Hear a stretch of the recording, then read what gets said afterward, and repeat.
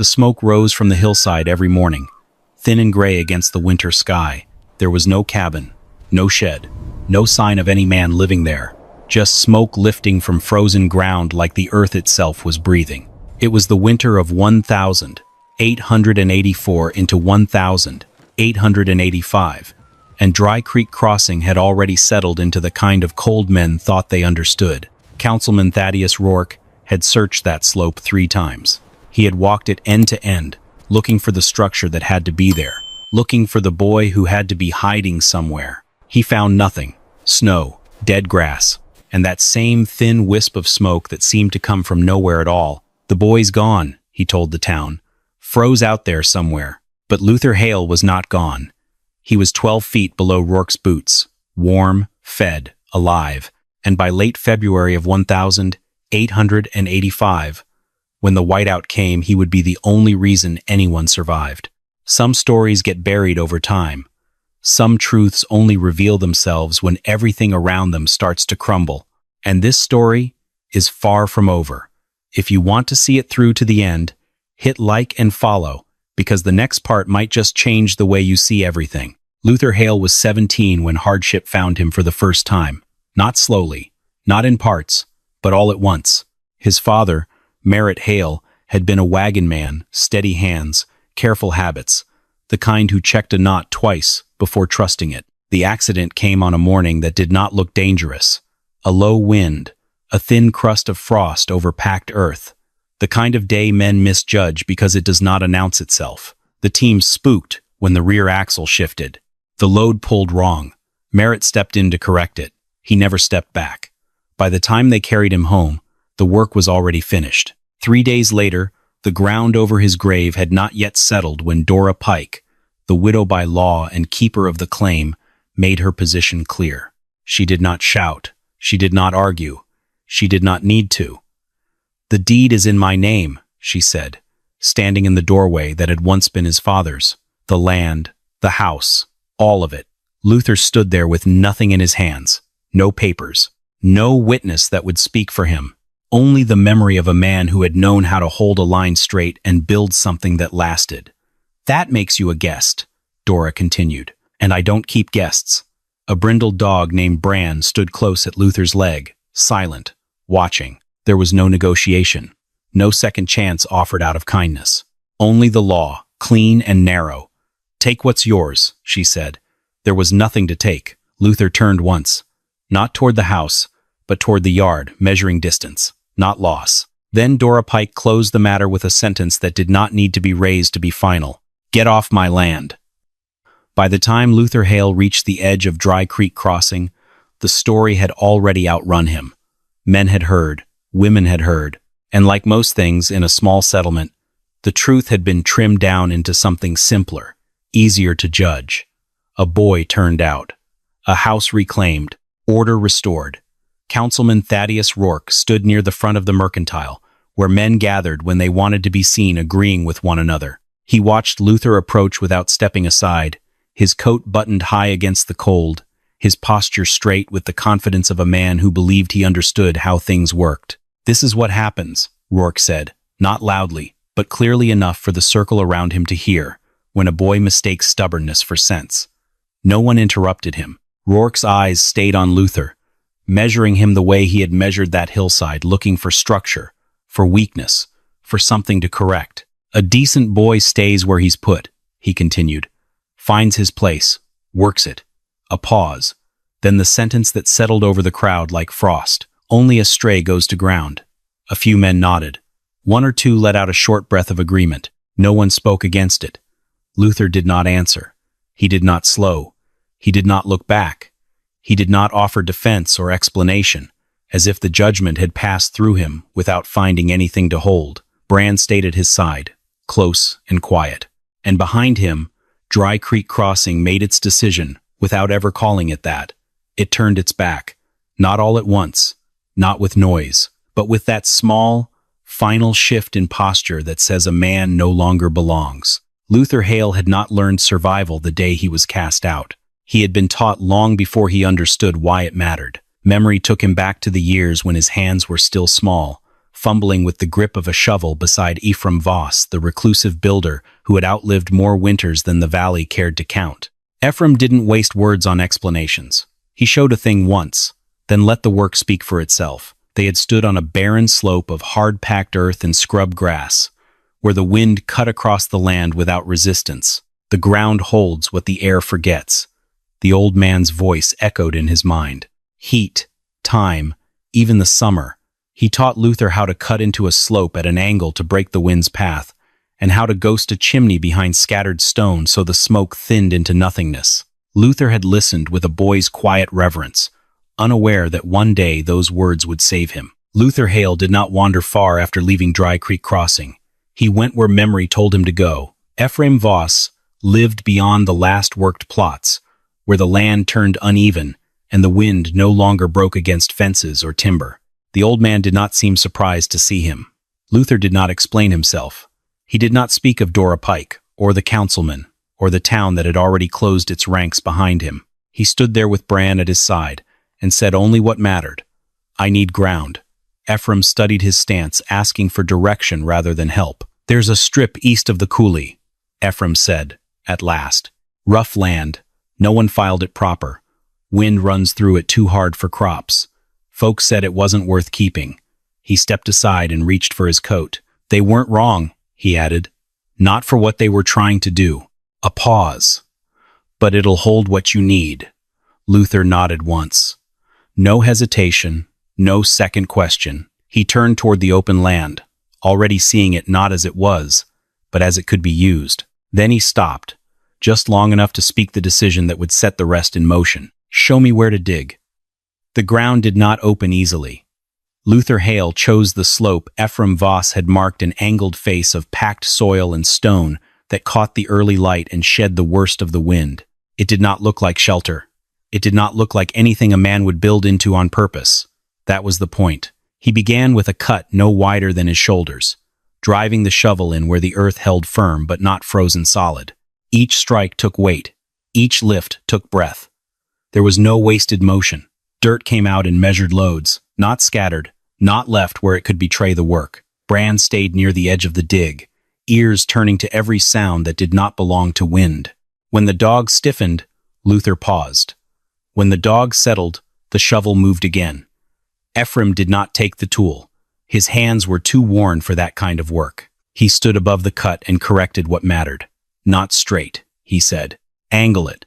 Let the air break before it finds you. Luther adjusted. The tunnel dipped slightly, then opened. Day by day, the chamber took shape. 11 feet across, 18 deep. The ceiling arched just enough to carry weight without collapse. Timber crooked lengths of juniper hauled from a dry wash went in as ribs, set tight, wedged against the earth, so they worked with it, not against it. Over that, he packed soil. Layer after layer, pressed, tested, pressed again. No gaps, no clean lines for wind to follow. The entrance did not face the open. It bent away from it, hidden behind a fold in the slope and a scatter of stone that had been there long before the first shovel strike. From above, it read as nothing. From the front, it disappeared before a man could focus his eye. The roof rose slowly until it was no longer a roof, but ground again, thick, heavy, continuous with the hillside. Ephraim stepped down into the chamber, once the first form held. He did not praise it. He walked the perimeter, pressed his palm to the packed walls, looked up at the arch. Then he gave a single nod. It'll carry, he said. Luther stood in the center of that cut space, chest rising, hands raw, and looked at what had not existed a week before. For the first time since he had been turned out, there was something around him that did not move when the wind did. It held. Word traveled the way it always did in Dry Creek, crossing quiet at first, then sharpened by repetition. Someone had seen smoke out past the coulee, not from a stovepipe, not from any place that made sense. Councilman Thaddeus Rourke did not dismiss it this time. He gathered a handful of men ranch hands, a teamster, one carpenter who knew how to read a structure by its shadow, and rode out before the light had fully settled across the land. If something was there, he intended to find it. If the boy had survived, he intended to see how. They spread across the slope, boots cutting shallow tracks into the frost-hardened ground. Rourke dismounted first and moved on foot, eyes low, scanning for breaks in the earth, for edges where something man-made might give itself away. "There's smoke," one of the men said, pointing toward a thin gray thread lifting from a scatter of dark stone higher up the incline. Rourke followed it. He walked straight toward the source. The ground there looked no different than the rest, hard, windswept, unremarkable. A few stones set into the slope, grass flattened by weather. No opening, no structure. He stepped onto the rise, boots pressing into soil that did not shift. Below him, Luther Hale stood still in the chamber, one hand resting lightly against the packed wall. Bran's head was lifted, ears locked toward the faint, muffled thud of movement above. The sound carried through the earth, dull, distant, but unmistakable. Ephraim had said it would. "Men will walk right over you," he had told him. "If you build it right, they won't know what they're standing on." Rourke paced the area once, twice. He crouched near the stones where the smoke thinned and broke, touching one with his gloved hand as if it might reveal something hidden beneath it. It did not. "There's nothing here," one of the men said. Rourke remained a moment longer, jaw set, eyes moving across the slope as if refusing to accept what he could not prove. Then he stood. "We move on," he said. And just like that, they did. Boots turned, tracks shifted, the search continued elsewhere, and the truth stayed where it had always been, silent, intact, and buried, right beneath their feet. After the search party rode off and the sound of hooves faded into the distance, Luther Hale went back to work. He did not hurry. He did not pause to consider what it meant that they had missed him. The ground had held. That was enough. The chamber was not finished. Not yet. He cut a second drop beneath the main floor, digging down into colder, denser earth, where air moved slower, and decay took longer to begin. The pit was narrow, deep enough to store what little he could gather: roots, dried meat, anything that needed to outlast the days ahead. He lined the edges with flat stones scavenged from the coulee, setting each piece tight so the soil would not collapse inward. Over it, he laid a rough cover of split wood and packed dirt to seal it from the air above. The stove came next. Not large, not wasteful. A narrow firebox built from scavenged iron and stone, fitted close against the wall so it gave heat without drawing too much from the room. The pipe ran thin, angled, and long carried through packed earth and out beneath the scatter of dark rock above. By the time smoke reached the surface, it had already cooled, broken, and thinned into something the eye could mistake.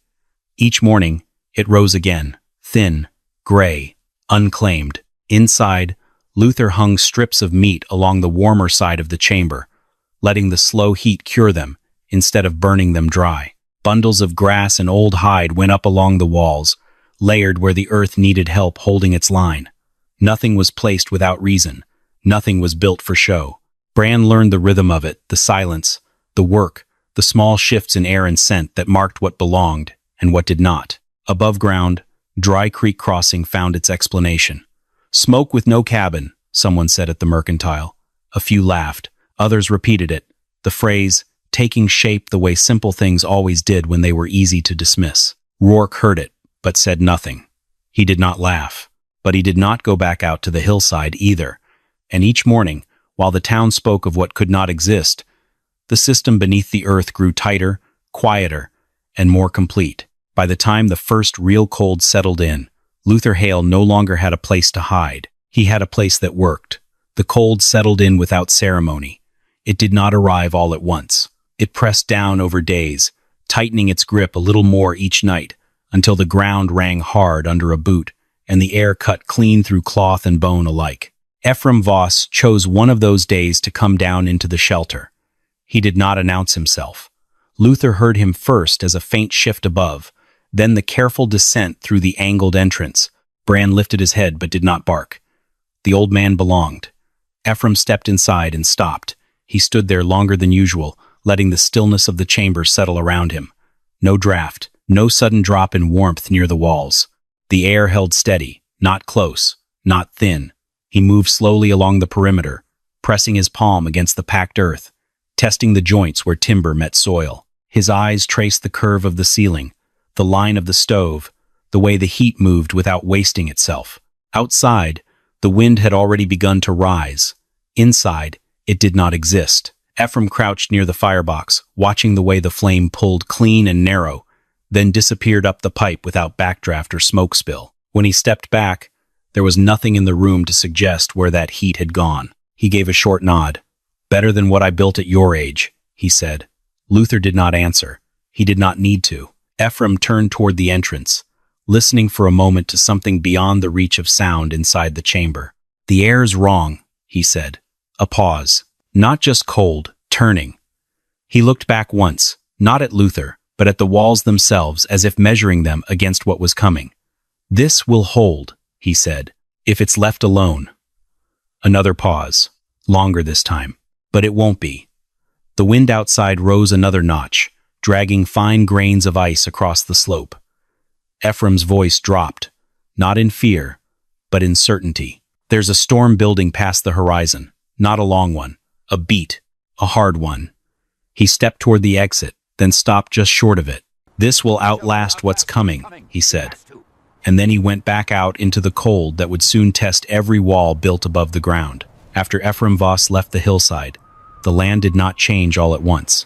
It shifted in small ways first, the kind most men saw but did not read. The wind lost its pattern. It came from the west in the morning, then turned without warning by afternoon, cutting low across the coulee as if searching for something. The air warmed for a day, just enough to soften the surface, then locked hard again overnight, sealing everything in a brittle skin. Livestock gathered tighter than usual, heads low, movement reduced. Birds moved early. Bran noticed before any of it made sense. The dog grew restless at the entrance, nose lifted, tracking currents that did not hold steady. At times he would stand still, ears angled toward distances that carried no sound to human hearing. Other times, he circled once, then settled close to the inner wall, as if choosing ground that felt safer. Luther watched, not the sky first, but the dog.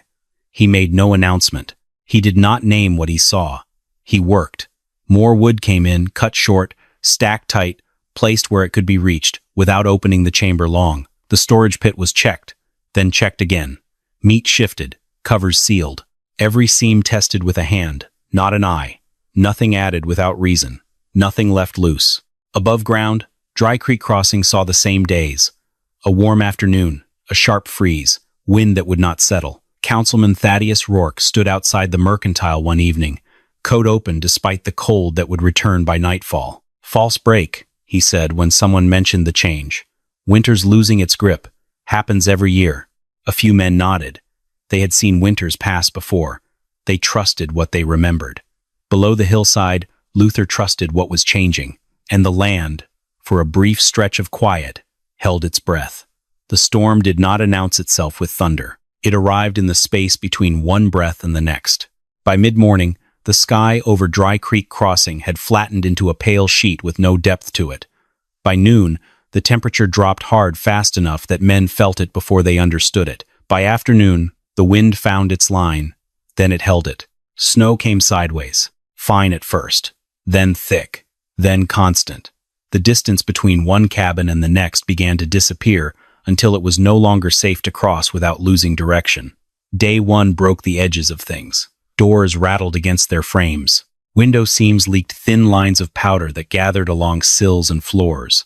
Chimneys pulled uneven, some drawing too hard, others choking back smoke into the rooms they were meant to warm. "Keep the fires high," Rourke said, moving from one structure to the next, voice steady, hands visible, the way a man keeps order when order still seems possible. "Burn through it. We've seen worse." They had not. By the second day, the wind shifted again and drove lower. It found every gap, every joint, every place where wood had been trusted to hold against something it had never truly been tested by. Snow forced its way under doors, through roof lines, along walls that had seemed solid in calmer seasons.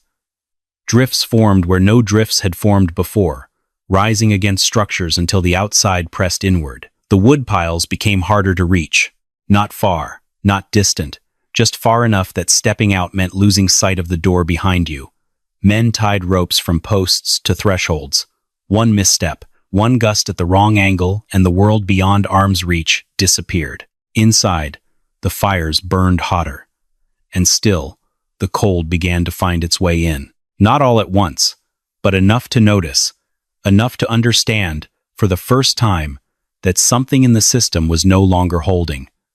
By the third day, the storm stopped pretending. Wind drove low and constant, packing snow hard against every surface, until the drifts were no longer soft. They pressed, they held, they carried weight. Then the roofs began to answer. A shed went first, not loudly, just a short crack, a settling sound, and then a section of beam giving way under a load it had never been built to carry. Men ran to it, too late to save the structure, just in time to understand what was coming next. "Clear the tops," someone shouted. They tried.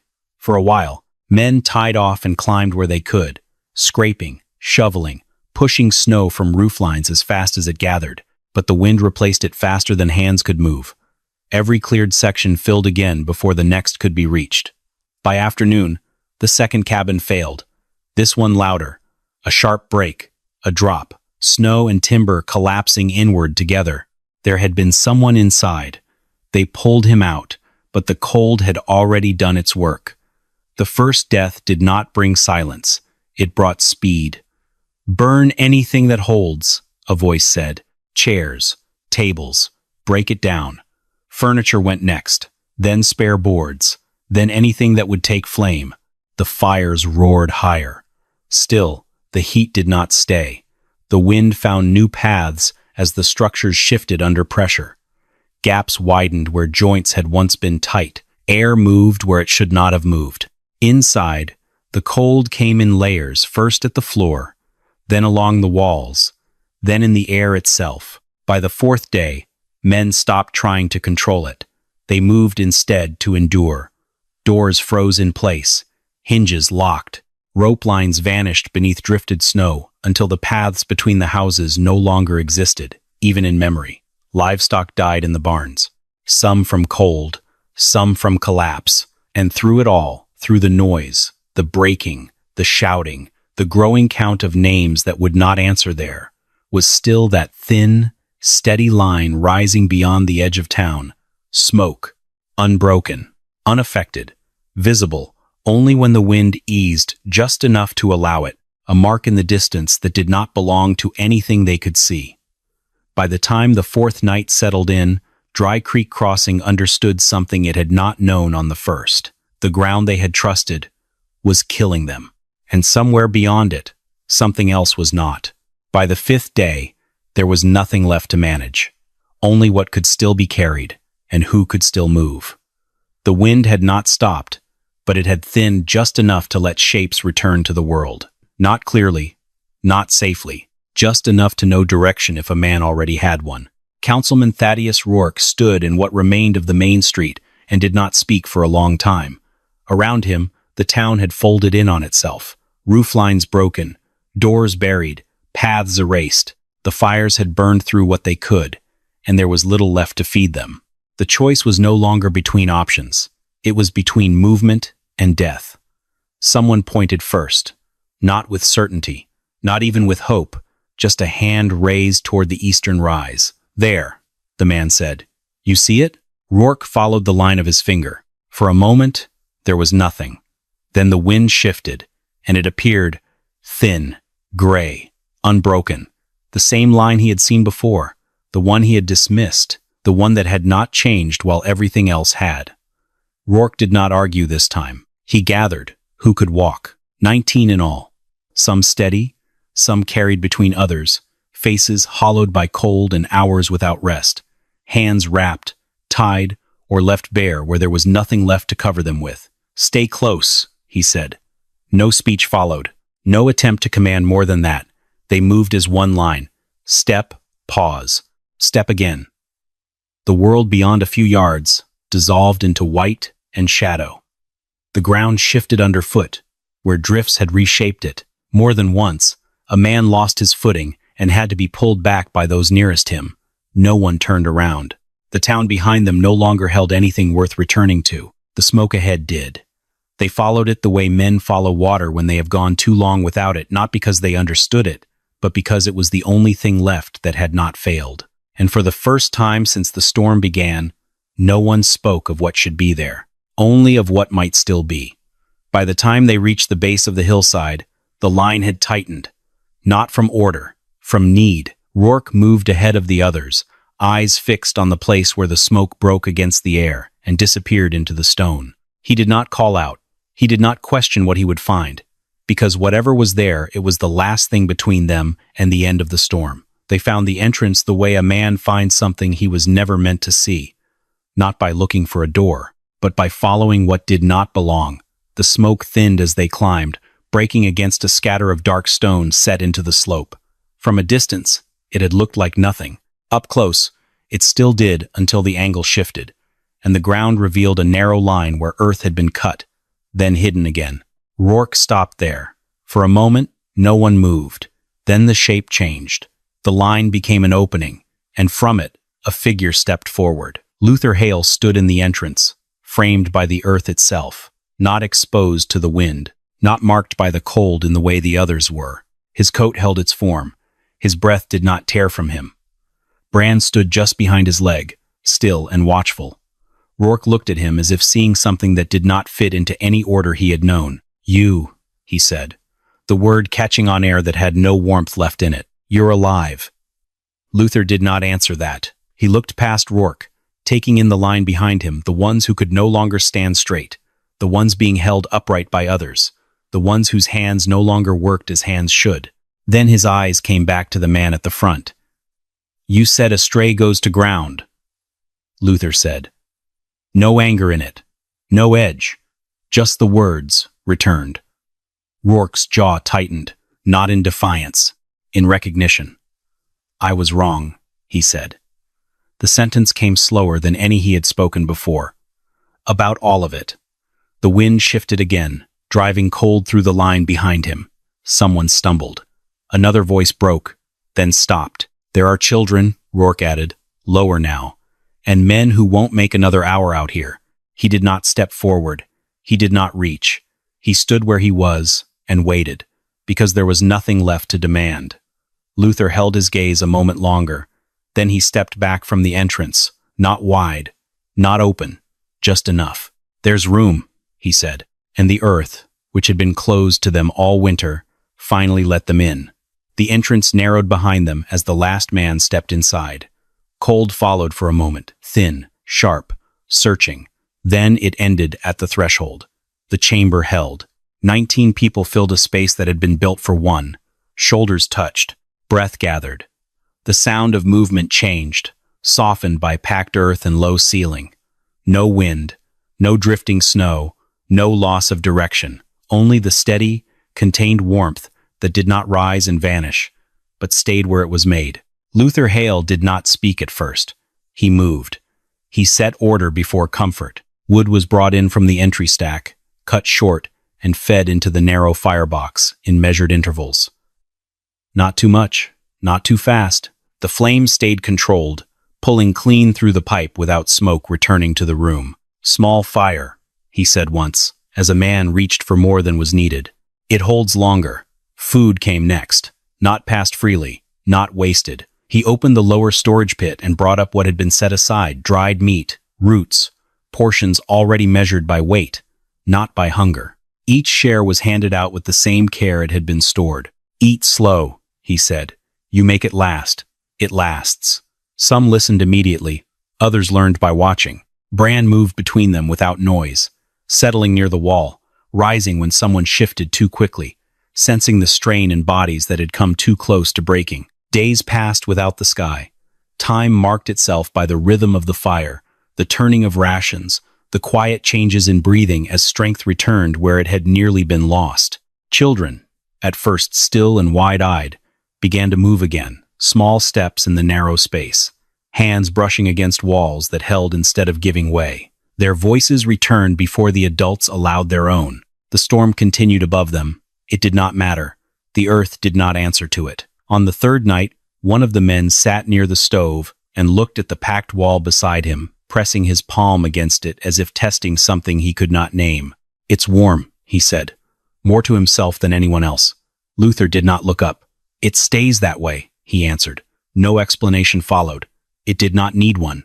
Everything that had been doubted was now in front of them, holding, working, unchanged by the force that had taken everything else. Above ground, structures had failed. Down here, Nothing moved that was not meant to. And in that still, contained space, the measure of the storm changed. It was no longer something to survive. It was something being endured outside, without them. When the second week came to its end, every child who had walked in was still breathing. That was the only count that mattered. When the storm finally broke, it did not end with a sound. It lifted. The wind fell away first, as if something had withdrawn its hand from the land. Then the sky opened in thin layers, light returning not as warmth, but as distance revealing what had been done. Relief teams reached Dry Creek Crossing days later. They found what was left: collapsed roofs, buried doorways, lines where houses had stood and no longer did. The town had not been emptied, but it had been reduced. Names were counted. Some were spoken, some were not. And always, in the telling, the same detail returned. Smoke from the hillside. No cabin, no structure anyone had seen before the storm. Just that thin line that had remained when everything else had failed. They followed it, as the survivors had. This time in clear light. This time without doubt.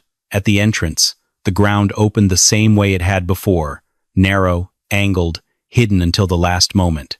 And inside, the proof still held. Luther Hale stood there as the others had first seen him, unchanged in the ways that mattered. Not untouched by what had happened, but not broken by it either. Councilman Thaddeus Rourke stood among the survivors, no longer at the front of anything. He did not wait to be asked. "I was wrong," he said, voice carrying across what remained of the gathered people. Not loud, not forced, just clear enough that no one could mistake it. About him, about this, he gestured, not broadly, but toward the hillside, the chamber beneath it, the work he had once dismissed without understanding. "I thought I knew what held in winter," he continued. "I was wrong about that too." He turned toward Luther, not as a councilman, not as a man with standing, but as one who had come through something he had not been prepared for. "I owe you my life," he said, "and more than that, I owe you the truth I refused to see." Luther listened. He did not step forward. He did not answer immediately. When he spoke, it was not to correct and not to accept anything that had been offered to him. "I didn't build it for you," he said. The words did not carry weight beyond what they were. "I built it because there wasn't anywhere else to stand." A pause. Then, as if finishing a thought that had never needed to be spoken until now, "The storm decides." Nothing followed that. It did not need to. Ephraim Voss stood near the edge of the group, watching the hillside more than the men upon it. He gave no speech, no claim. The work had spoken for him long before this moment. In the seasons that followed, the place took on a name, not given all at once, not written first, but spoken. Smoke from nowhere. It was said when a man prepared too early, when someone built more than others thought necessary, when caution looked like foolishness until it did not. Luther Hale stayed on that ground. He widened the chamber, reinforced what it already held, taught those who came willing to learn how to read the land the way it had to be read, not the way men preferred to see it. Councilman Thaddeus Rourke did not return to standing where he once had. He remained in the town, but not above it, quieter, slower to speak, faster to listen, because there are winters a man survives. And there are winters that change what he believes about survival. Dry Creek Crossing remembered that one, not for the storm itself, but for what endured beneath it. The smoke still rose on cold mornings, thin, gray, steady, and no one in that valley ever mistook it for nothing again. If you saw smoke rising from a hillside with no cabin, would you ignore it or go looking?